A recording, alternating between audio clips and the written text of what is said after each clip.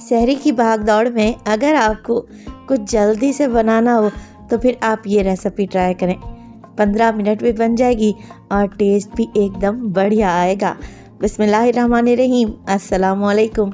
खुश रहें, आबाद रहें, जहाँ भी रहें हैप्पी रहें और हेल्दी रहें। तो मैं हूँ फ़ाइज़ा और वेलकम करती हूँ आपको चटपटे पकवान में। आज आपसे शेयर करूँगी मैं एग लबाबदार की रेसिपी। बनाना बहुत ही आसान है और टेस्ट में तो एकदम अमेजिंग है। तो रेसिपी को एंड तक देखें, अच्छी लगे तो लाइक कर दें और चटपटे पकवान को सब्सक्राइब भी कर लें। तो चलें फिर रेसिपी स्टार्ट कर लेते हैं। तो टेस्टी एग लबाबदार बनाने के लिए सबसे पहले तो एक कढ़ाई में डाला है मैंने आधा कप के बराबर कुकिंग ऑयल। ऑयल के गर्म होते ही आप इसमें प्याज डाल दें। अच्छा, ये एक बड़े साइज़ का प्याज है जिसे मैंने बिल्कुल बारीक सा चॉप किया है चॉपर में डालकर। प्याज का पेस्ट नहीं बनाएंगे, बिल्कुल बारीक सा चॉप करेंगे ताकि दानेदार ग्रेवी तैयार हो। अब देखिए प्याज को मैंने यहाँ पर मिक्स किया है, साथ के साथ इसमें डाल दूँगी मैं एक अदद तेज़ पत्ता। तोड़ कर डाल देंगे ना तो बड़ी ही अच्छी खुशबू आएगी। 2 से 3 छोटे छोटे से टुकड़े हैं दालचीनी के, ये भी ऐड कर दें। प्याज में शामिल करूँगी हाफ़ टी स्पून साबुत सफ़ेद ज़ीरा और इसमें डालेंगे एक बड़ी काली इलायची, जिसको आप लोगों ने तोड़कर या इसका मुंह खोल कर डाल देना है ताकि मसाले में अच्छी खुशबू आए। अब प्याज को फ्राई करें इतना कि इसका कलर लाइट सा गोल्डन हो जाए। जब तक प्याज फ्राई हो रहा है हम एक और काम कर लेते हैं। तो एग लबाबदार बनाने के लिए मैंने लिया है यहाँ पर तकरीबन 8 से 10 दाने काजू के, जिसे मैंने 15 मिनट पहले आधा कप पानी में भिगो कर रखा हुआ था ताकि ये नरम पड़ जाएं। 3 अदद आप लोग ले लें हरी मिर्चें और काजू के साथ ही इसी पानी में इनका पेस्ट बनाकर तैयार कर लें कुछ इस तरीके से। इसका इस्तेमाल मैं करूँगी तो इसे एक साइड पे रख दें। अब देखें प्याज में हल्का सा लाइट सा गोल्डन कलर आ चुका है। बस जी इसी स्टेज पर इसमें शामिल करें अदरक और लहसुन का पेस्ट 1 टीस्पून। इसे भी भून लें 20 से 30 सेकंड के लिए ताकि अदरक लहसुन से अच्छी सी खुशबू आने लगे। जैसे ही अदरक लहसुन भुन गया मैंने 2 बड़े साइज़ के टमाटर मिक्सी जार में डालकर इनका पेस्ट बना रखा था। तो टमाटर का पेस्ट ऐड कर देंगे और मिक्स करेंगे। अब टमाटर डाले हैं तो टमाटर के साथ ही डालेंगे इसमें पाउडर मसाले।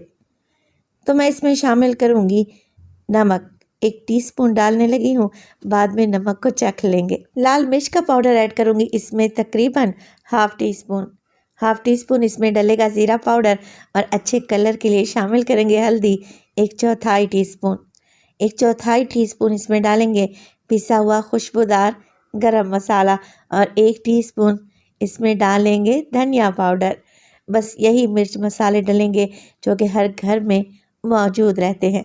मिक्स करें और इतना भून लें इस मसाले को कि ऑयल ऊपर आ जाए, टमाटर का कच्चापन चला जाए। तो जितना अच्छा आप लोग मसाले को भूनेंगे ना, सालन में टेस्ट उतना ही ज़बरदस्त आएगा। 4 से 5 मिनट की भुनाई के बाद आप लोग देखें कि ऑयल किनारों से बाहर आ गया है, मसाला अच्छे से भुन चुका है। बस जी इसी स्टेज पर इसमें डाल दूंगी मैं काजू और हरी मिर्च का पेस्ट। मिक्स कर लेते हैं और इसके बाद इसमें डालेंगे दही। अच्छा, दही मैं यहाँ पर 5 टेबलस्पून इस्तेमाल करूँगी। दही ज़्यादा खट्टा नहीं होना चाहिए और कोशिश करें दही को अच्छे से स्मूथ कर लें, फेंट लें ताकि हमारी ग्रेवी एकदम स्मूथ और सिल्की बनकर तैयार हो। तो 4 से 5 मिनट के लिए मज़ीद मैं इसको भून लूँगी। अब आप लोग ज़रा चेक करें कितना बेहतरीन सा दानेदार सा मसाला या ग्रेवी तैयार हो चुकी है। इस स्टेज पर हम इसमें डालेंगे क्रीम। तो एग लबाबदार में मैं टेट्रा पैक की क्रीम का इस्तेमाल कर रही हूँ 5 टेबलस्पून। ये अगर आप लोगों के पास नहीं है तो परेशान होने की ज़रूरत नहीं है। आप घर में जो दूध इस्तेमाल करते हैं और दूध के ऊपर जो मलाई आती है उसको अच्छे तरीके से फेंट कर आप लोग सालन में ऐड कर दें। मिक्स करेंगे और क्रीम डालने के बाद आप लोगों ने ज़्यादा नहीं पकाना। इसी स्टेज पर इसमें डालूँगी मैं ढेर सारा बारीक कटा हुआ हरा धनिया और इसमें शामिल करें आधा कप के बराबर पानी। तो क्रीम ऐड करने के बाद ग्रेवी काफ़ी गाढ़ी हो गई थी। तो ग्रेवी को एडजस्ट करने के लिए और इसकी कंसिस्टेंसी को सेट करने के लिए मैंने आधा कप पानी डाला है। बस जी पानी डालें और मज़ीद 3 से 4 मिनट के लिए पका लें। जैसे ही ग्रेवी में बड़े बड़े से बबल्स आने लगें, आप इसमें डाल दें अंडे। तो मैं 6 अंडों का इस्तेमाल कर रही हूँ। आप अपनी फैमिली के हिसाब से इसमें अंडे डाल सकते हैं।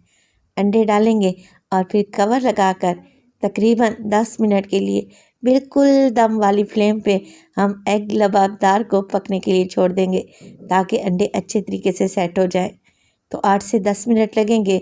अगर आप हाफ फ्राई अंडा खाना चाहते हैं तो फिर टाइमिंग को कम कर लें। अगर आप यहाँ पर कम्प्लीटली पके हुए एग खाना चाहते हैं तो 10 मिनट तो आपको लगेंगे ये एग लबाबदार बनाने में। तो बिल्कुल लो फ्लेम पे 10 से 12 मिनट के लिए मैंने इसे पकाया। अंडे अच्छे तरीके से अंदर तक पक चुके हैं। आप लोग ज़रा ग्रेवी को चेक करें, माशाल्लाह से कितनी गाढ़ी, स्मूथ और सिल्की लग रही है। पराठों के साथ ये रेसिपी बड़ी ही गज़ब की लगती है। तो रेसिपी को एक दफ़ा तो लाजमी ट्राई कीजिएगा, खाकर मज़ा आ जाएगा। सहरी के लिए बेस्ट रेसिपी है। इसके अलावा एग लबाबदार को आप लंच या डिनर में भी बनाकर सर्व कर सकते हैं।